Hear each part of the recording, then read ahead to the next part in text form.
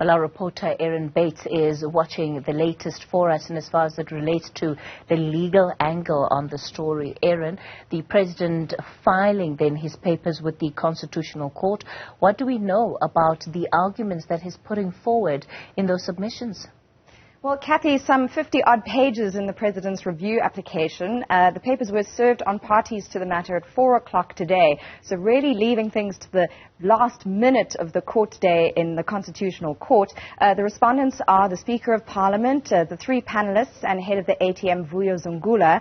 And in his submissions, the President highlights the importance of the office of the presidency. He highlights the need for clarity on the legality of the findings of the panel, and he challenges the fairness of what they've looked into and the information they've considered. He's arguing that they considered and relied on hearsay evidence, that they went well beyond their scope in this, and that the very root of this panel's work is unlawful. And goes the President's argument, if the panel's work and its final recommendation is unlawful, there's no way on his submission that tomorrow's hybrid sitting of the National Assembly can go ahead.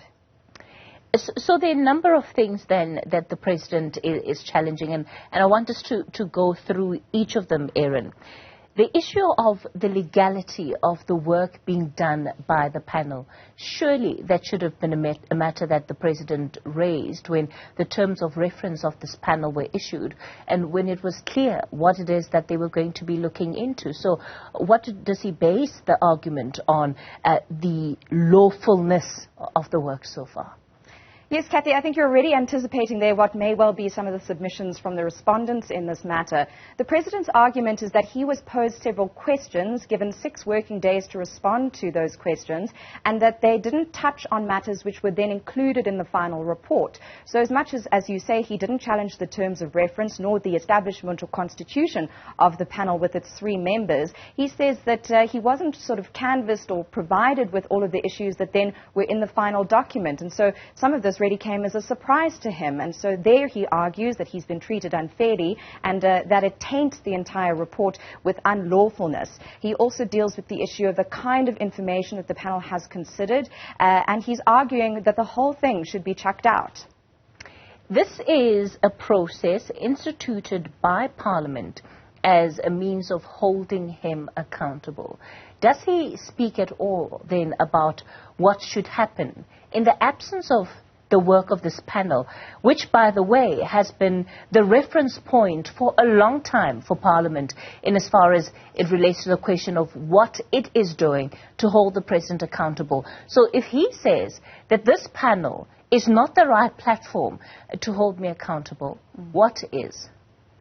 So, Kathy, I think important there to distinguish, he's not challenging the provision for impeachment in the Constitution. He's simply saying that the work that the panel does must be beyond reproach. He has reservations about the panel's findings, about the work that it's done, the information it's considered, and he does underline the gravity of impeachment and recognizes the importance of this sort of mechanism in the Constitution to hold head of states to account.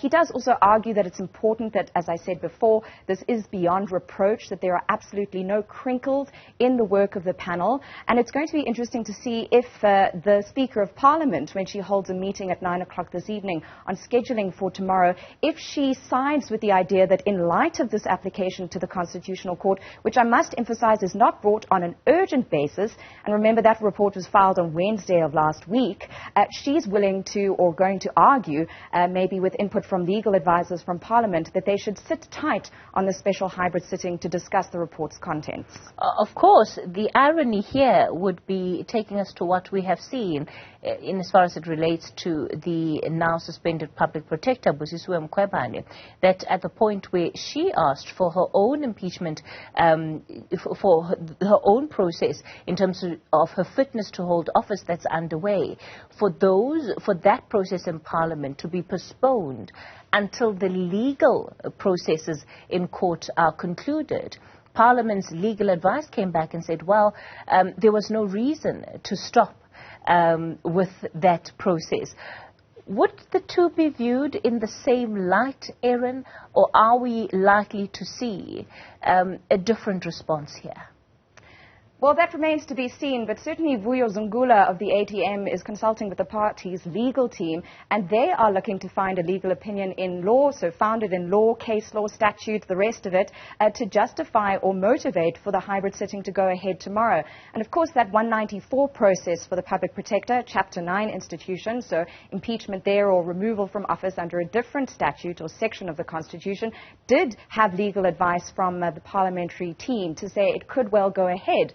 MPs sort of flip-flopped on that front, you could say, sort of depending on their sympathies, it would seem, for the public protector. But you raise a very important point there, Kathy, and I do think what we're seeing here is the tenuous sort of skirting lines between the different arms of state. Of course, the judiciary, the government, and then the executive. And so what is so delicate here is that if you depersonalize it, the very first time that the Section 89 process has got to a point where a panel has been appointed by the Speaker, it has done its work and filed a report, the head of state in question is going directly to the court of last instance in the country to tackle the report and its findings. These are very, very serious legal matters.